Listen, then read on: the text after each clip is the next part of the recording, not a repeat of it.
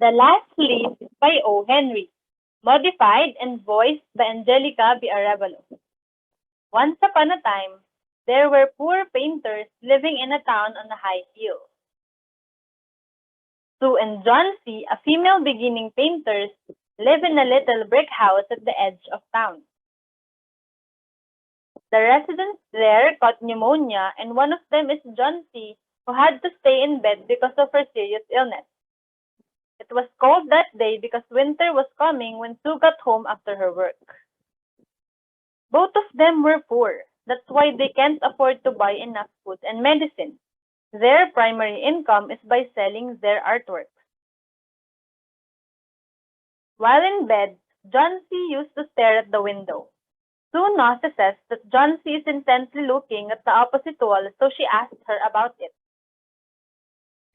John C. answered that she is just like those leaves.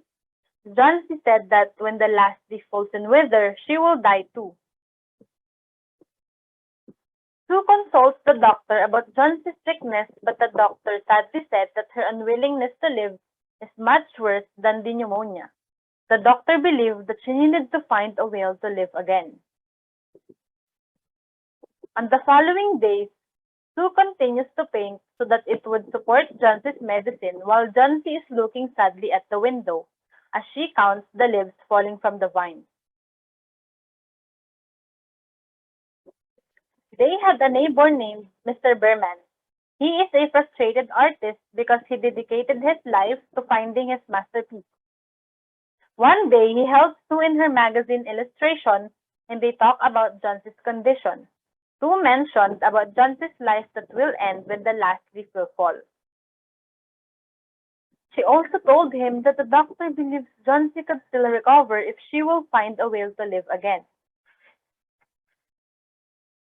That night, heavy winds and rains came along. Mr. Berman is watching outside. He thinks that the leaves couldn't hold up to weather like that. He wanted to help John C., but he didn't know how. Morning came, and Sue woke up in an anxious feeling that all the leaves would have already fallen. When she opened the curtain, both of them were stunned because there is still a last leaf in the vine despite the heavy wind and rain. That scene gave John C. hope and will to live because the last leaf survived. The doctor visited and told them that John C. is getting better. When the doctor is leaving, he remembers that Mr. Berman was brought to the hospital because he was found lying outside his house. Mr. Berman's hand is covered with paint and the doctor is presuming if he is painting something. The doctor told Sue that Mr. Berman didn't make it because of his weak body and getting soaked in the rain. Sue stared at the last leaf again and noticed that it wasn't moving in the wind. She then realizes what Mr. Berman sacrificed for John C.'s condition. And she thought that the last leaf painted in the wall was Mr. Berman's most awaited masterpiece.